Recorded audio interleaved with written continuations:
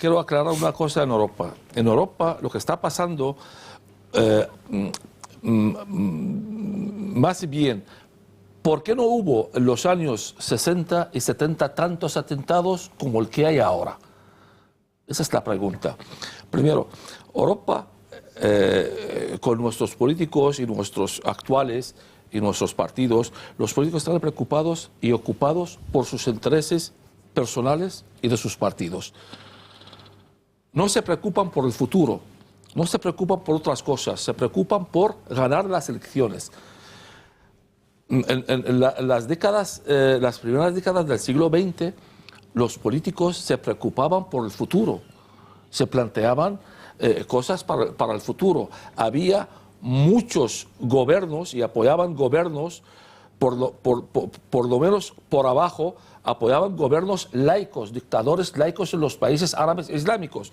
Estos políticos laicos le tenían todos los líderes religiosos islámicos sujetos, quietos.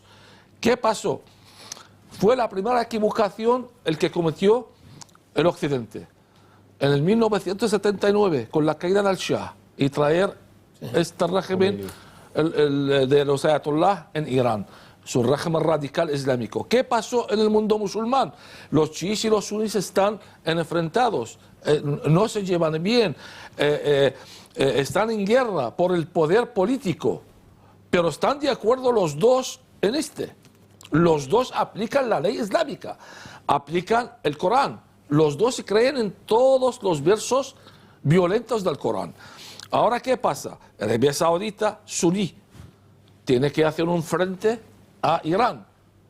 Empezó a predicar a los grupos radicales islámicos para enfrentar el chiismo, el que empezó en Irán. La segunda equivocación fue de Bush hijo.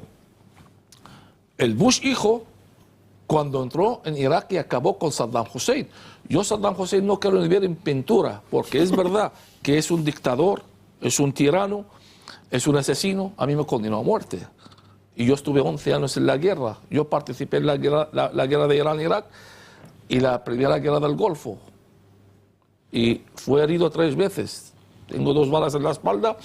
Bueno, me han quitado y tengo aquí una herida. Por eso, y he sufrido mucho a manos en la época de Saddam Hussein. Pero con todo eso, Saddam Hussein es un santo comparándolo con lo que hay ahora en Irak. Por eso han cometido un error gravísimo a quitar Saddam Hussein. Segundo, el tercero, el más grave, fue la llamada primavera árabe, que esta es ni una primavera árabe ni nada, es un otoño, es un invierno oscuro, lluvioso, peligroso. Los únicos beneficiosos de esta primavera árabe son los salafistas y los wahabitas y los grupos radicales islámicos, el que está atrás de ellos, los hermanos musulmanes. Y el fruto y la cosecha de la primavera árabe, la llamada primavera árabe, es el califato islámico. Eso es lo que estamos viviendo. ¿Qué es lo que tiene que hacer el Occidente? Por eso, cuando dije anteriormente, yo guardo una opinión personal con los centros de inteligencia, porque los centros de inteligencia dicen que hemos equivocado en todo eso. Uno se equivoca una vez, 2 veces, pero ya la tercera es un idiota. No son centros de inteligencia, son centros de idiotas. Claramente hablamos, porque un cirujano se equivoca una vez y la segunda está en la calle. Pero estos se han equivocado en todo eso. ¿Qué equivocación? Están jugando en la vida de millones de personas. Y esto es lo que estamos cogiendo de estos atentados que son frutos de estas equivocaciones. Doctor, llegados a este punto del debate, hay una pregunta que ha estado planeando todo el rato. ¿Son todos los musulmanes fanáticos islamistas? Vamos a ver un vídeo de la Conferencia de Paz de Escandinavia de 2013. La organización noruega IslamNet invitó a varios oradores que defendían la lapidación y la amputación de manos como castigos dictados por Alá. En función de lo que dice el orador al que vamos a escuchar, llegaríamos a la conclusión de que no existen los musulmanes moderados. Radical, just normal Sunni Muslims. Please raise your hands. Everybody, mashallah, subhanallah. Okay, take down your hands again. How many of you agree that men and women should sit separate? Please raise your hands. Everyone agree. Everyone agree. Brothers and sisters. Next question.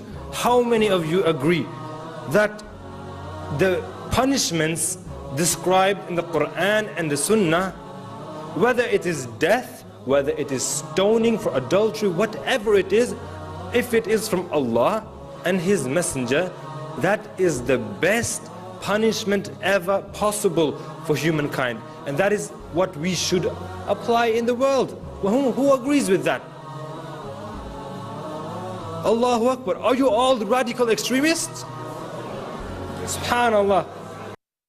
Todos ellos de acuerdo con las instrucciones que da el Corán, pero negando que sea extremista ninguno de ellos. Fernando, ¿querías hacer algún apunte? Sí, al hilo de lo que... Una pregunta, sobre todo, ¿no? Al hilo de lo que comentaba el doctor Salam hace un momento, claro, hablando acerca de la destrucción de todos aquellos gobiernos que podemos calificar como queramos, pero que estaban conteniendo a ese fundamentalismo islámico. Los casos más evidentes son los de Saddam, los de Gaddafi y el de Mubarak. Irán, antes tú, Irán es clave. Sí, pero estamos hablando del yihadismo, y el yihadismo está ligado al sunismo, en fin. También. ¿Qué dices? En el yihad. Sí, pero y tienen grupos. Sí, por supuesto, pero en el caso, es un caso muy anterior, la revolución del 79 iraní tiene unas características distintas. Yo me estoy refiriendo... Sí, tiene unas características distintas porque una cosa... Pero vamos a ver, una cosa es que los gobiernos occidentales derriben gobiernos y otra cosa distinta es que hayan permitido lo del Shah. No es comparable, por muchas razones, pero no voy a eso. Voy al hecho de que tenemos que creer que los gobiernos occidentales y los servicios de información occidentales son tan idiotas como parece, o persiguen algún otro fin. Porque ¿qué pensaban cuando derribaban a Mubarak, a Gaddafi o a Saddam? ¿Que iba a llegar la democracia cristiana o el Partido Liberal o algo así? Es decir, ¿qué podía ocupar eso? El fundamentalismo islámico. No había otra cosa. Es decir, las encuestas daban que el 85%, y sigue siendo así, de la población egipcia está a favor de la aplicación de la Sharia. ¿O no? El 85%. Y mi pregunta es esa, es decir, que ¿cómo conceptuamos, cómo calificamos a esos servicios de información cuando están actuando proactivamente en el derribo de esos gobiernos? Bueno, yo quiero entender que fue una equivocación. Además, las informaciones, el que analizan los gobiernos o los políticos, están fundados sobre unos intérpretes, traductores, que estos todos son de origen árabe musulmán. Y el árabe musulmán nunca traiciona su religión ni su patria. Por eso, la respuesta de la pregunta, ¿cuál es la solución?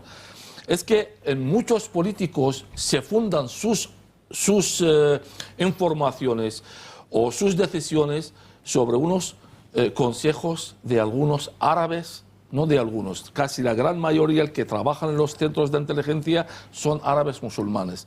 Y estos nunca traicionan su religión ni su patria. Por eso, ¿cuál es la solución de estas cosas? Primero, y lo más urgente, es acabar con el califato islámico. Acabar con el califato islámico por tierra. Hay que hacer una coalición internacional como lo que hizo el Bush padre cuando acabó con nosotros. Digo nosotros porque yo estuve en Kuwait. Yo era de los primeros que entraron en Kuwait, de los últimos que salieron de Kuwait pitando y con vida, porque mataron todos mis soldados ahí. 50 personas estaban en mi cargo, todos murieron ahí y mataron un montón de gente. Y hicieron bien. Si yo estuve de acuerdo, porque no está bien invadir un país vecino. Eso es lo que tenían que hacer, pues una coalición internacional de todos los países, obligando a los países árabes que participan en y financian esta movida. Esto es lo principal. Segundo, dice, bueno, acabamos con el califato islámico, pero no se acaba el terrorismo, porque sigue este violente, porque salen otros grupos radicales islámicos. ¿Qué hay que hacer? Corregir todas las equivocaciones que hicieron los gobiernos occidentales anteriormente. Imponer gobiernos laicos en estos países árabes musulmanes. Gobiernos, presidentes como Saddam Hussein, como el Gaddafi, como Abdullah Saleh en Yemen, como Mubarak en Egipto. Esto es lo fundamental, porque estos presidentes, dictadores laicos saben cómo suscitar o cómo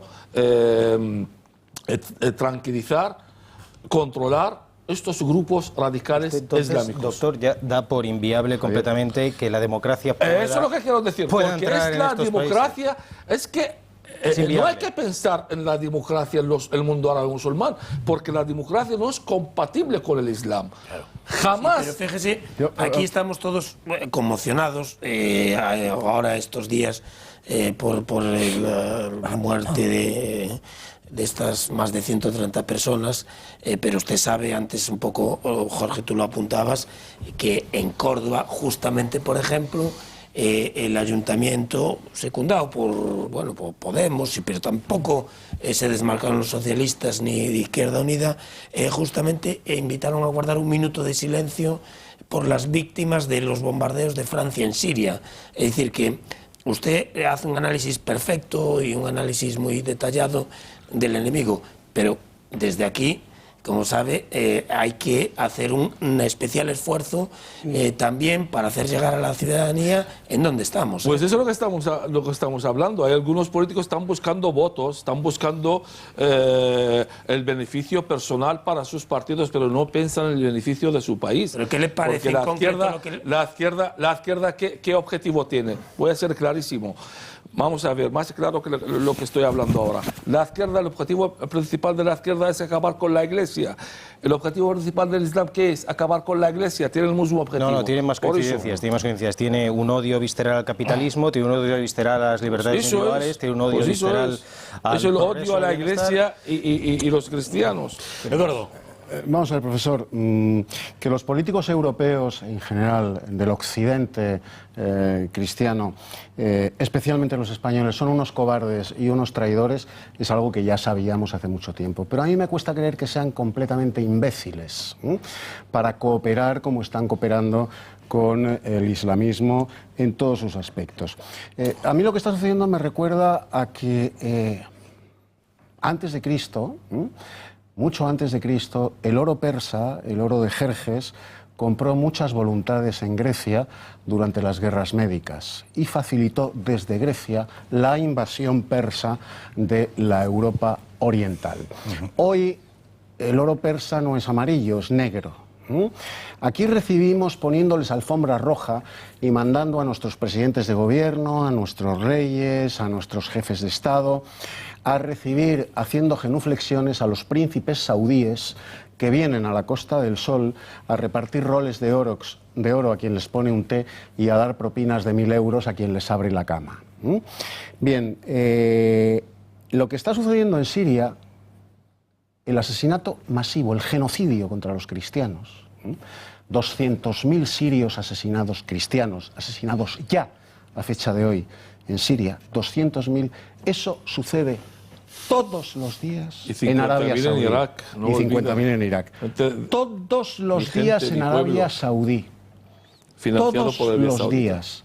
Esas leyes atroces que proclama el Corán se aplican rigurosamente en Arabia Saudí. En Riad, el otro día veíamos en un vídeo cómo la policía religiosa paraba el tráfico en una encrucijada de 2 calles, sacaba de un furgón a una mujer acusada de adulterio y le cortaba la cabeza ante el aplauso de los que estaban en el atasco y de los viandantes. Esto pasa todos los días en Arabia Saudí y aquí le reímos las gracias a Arabia Saudí, porque Arabia Saudí tiene mucho dinero, porque nos dan a construir aves, porque nos dan a construir estadios de fútbol, porque financian a equipos de fútbol de primera división en toda Europa, no solo en España, y porque nos meten mucho dinero. Y nos callamos. Los políticos europeos, empezando por los españoles, que son los más cobardes y los más traidores de todo el continente, callan, pero imbéciles no son. Son unos vendidos al oro de Arabia Saudí, como lo fueron los griegos al oro persa. Si queremos saber del derecho a la libertad religiosa, hablamos de la ONU. En la ONU, en el artículo 2 y el 18, habla clarísimo de la libertad religiosa de la persona y dice lo siguiente: toda persona tiene el derecho de profesar la religión el que quiere, e incluso a no creer en Dios sin ser perseguido o obligado a cambiar su idea. Todos los miembros de la ONU están obligados a firmar este decreto y aplicarlo, incluyendo los países árabes musulmanes. La pregunta es, ¿hay libertad religiosa en los países árabes? En ninguno. En ningún país árabe hay libertad religiosa y la ONU está callada. ¿Cuántos años? Desde el año 48 este decreto está. ¿Dónde está la ONU? ¿Dónde está la ONU por la matanza de los cristianos? En Irán, desde en la época del Shah había casi 2 millones de cristianos. Hoy día no llegan a 50.000. ¿Sabe que hay 10.000 cristianos en los cárceles de Irán están esperando la ejecución? Y nadie habla de ello. ¿Sabe que en 1993 los ayatollah llamaron a todos los obispos y cristianos en Irán para firmar un decreto a no aceptar a ningún musulmán a cambiar su religión? Y cuando los obispos negaron a firmar este decreto, mataron el obispo Haik en el año 1993.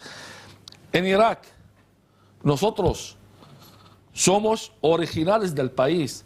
Nosotros no somos inmigrantes. Cuando vienen los musulmanes al occidente como migrantes, tienen todo el derecho de construir mezquitas, de rezar 5 veces al día, de estudiar el Corán, llevar el velo, defender sus derechos. Nunca hablan de obligaciones, siempre de sus derechos.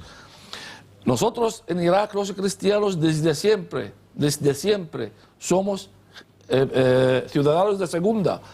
No tenemos el derecho de nada. Nos llamaban cristianos infieles sucios. Esto yo, desde que era niño, me llamaban eso en el colegio. Violan a nuestras mujeres, matan a nuestros hombres y luego nos insultan. Y nadie habla de ello. Llevan desde el año 2004. En la época de Saddam Hussein, había casi 3 millones de cristianos en Irak. Hoy día no llegan ni 150.000. Y han matado miles de cristianos en Irak.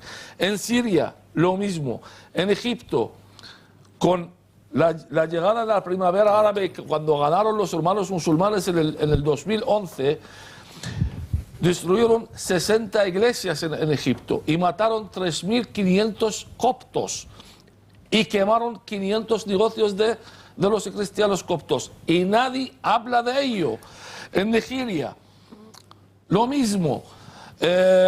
Hay una ley en Argelia, el artículo 42 en Argelia, dice textualmente, no se permite a ningún misionero predicar otra religión si no sea el Islam. Y si cogen cualquier misionero predicando otra religión, se condena entre 6 meses a 5 años de cárcel. Y la condena de un musulmán converso al Islam, a otra religión, la condena perpetua. En Pakistán, el artículo 295 B y C condena a cualquier persona a muerte si hace una blasfemia contra el Corán y Mahoma. Y tenemos muchos ejemplos en Pakistán de gente que están esperando la muerte en la cárcel. Y puedo dar ejemplos, miles de ejemplos sobre ello. Y nadie habla de ello. Pero cuando hay un musulmán, se quitan sus derechos, o cuando hay una mujer o una niña en un colegio, le llaman la atención por el velo, se levanta todo el mundo, hay manifestaciones y la izquierda sale en la calle. ¿Cuántas manifestaciones hubo con las matanzas de los cristianos en Irak y Siria? Ninguno. ¿Quién habló? Nadie. Hasta la iglesia todavía dicen que el Islam, no todo el Islam es malo, es una religión de paz. Y nadie defiende los derechos de los cristianos ni en Irak ni en Siria. Esta es la realidad. Esa es nuestra realidad. Esa es nuestra cobardía. Una cosa que conviene saber, puestos ya a poner hechos sobre la mesa, es que la yihad, la guerra santa, la expansión del Islam mediante la conquista en la República Islámica del Irán es un mandato constitucional. Es decir, en la Constitución de la República Islámica de Irán, en su constitución, hay unos artículos donde se dice que es obligación de la República Islámica de Irán, y es su misión en el mundo, el extender el Islam y el contribuir a que exista la unidad de todos los musulmanes, de toda la umma, y a combatir a los infieles. Eso está en la Constitución. Es decir, vamos a ver, cuando yo era jovencito, había terrorismo en el mundo, había terrorismo político, ETA, el IRA, la banda Bader-Meinhof, o sea, la Brigate Rosse, o sea, había terrorismo político en Europa, sin duda, y en Iberoamérica, no digamos. Y después había muertes violentas continuamente en Palestina, entre judíos y palestinos. Pero el concepto de terrorismo islámico, como estamos viviendo estos días, eso no existía. Cuando yo tenía 15 años, eso no existía. ¿Dónde empieza eso? Eso empieza cuando Khomeini toma el poder en Irán. Y Khomeini es el que inaugura modernamente la ideología del fundamentalismo islámico, que después exporta y se hace sunita, se hace chiita, pero el huevo de la serpiente estuvo en la llegada de Khomeini al poder. Doctor Raad Salam, con las verdades que usted dice, ¿tiene o ha tenido miedo en algún momento por decir lo que usted ha expresado, como por ejemplo esta noche en El Gato al Agua? Pues miedo no, la verdad que no. ¿Sabe por qué? Primero, porque soy cristiano, católico, caldeo y con mucha honra. Y soy practicante. Y yo soy cristiano y me gusta morir como cristiano. Además, le contesto por un asunto. ¿Por qué vino Jesús a la tierra? Le preguntó Pilato, ¿por qué tú estás haciendo eso? Dice, yo vengo aquí para proclamar la verdad y condenar el mal, condenar a los fariseos y los saduceos, que eran los falsos. Y nosotros como cristianos tenemos que seguir los pasos de Jesucristo, proclamar la verdad. A mí algunos me acusan de fanático, de islamólogo, de islamofóbico y de radical. Bueno, no, aquí todos somos radicales, no se preocupe. Si defender la verdad y defender mi religión es fanático, pues yo soy fanático y con mucha honra. Y para defender la verdad, ¿es por el motivo que se va a meter usted en política y va a ir en las listas de Vox al Congreso de los Diputados? Bueno, yo entré en Vox por dos motivos principales. Primero, como una respuesta clara y agradecimiento a este país por acogerme. Donde en mi país querían matarme, este país me ha acogido. Y yo estoy muy agradecido a España. Y yo me siento español desde los pies a cabeza y de corazón. De hecho, quiero servir esta tierra el que yo amo. Porque mi país de verdad es donde me ha acogido. Mi país aquel, si no tengo unas familias y no tengo pueblos, la verdad que ni quiero ni ver, ni quiero recordar de él. Mi país es Y eso es lo que tienen que hacer todos los inmigrantes que vienen a este país buscando la vida. Tienen que agradecer a este país, no hacer atentados en ello. Y tienen que agradecer a Europa por acogerlos, donde en sus países, en los países musulmanes, no quieren ni ver. Porque los sirios, ¿por qué no van a Arabia Saudita? ¿Por qué no van a Kuwait? Porque no la quieren. Quieren venir a Europa. Y cuando llegan a Europa, quieren atentar contra este país. Y este es el motivo. El segundo motivo, para defender nuestros principios cristianos. Yo soy principalmente contra el aborto y contra el matrimonio homosexual, porque son las dos cosas el que están llevando a Europa a perder.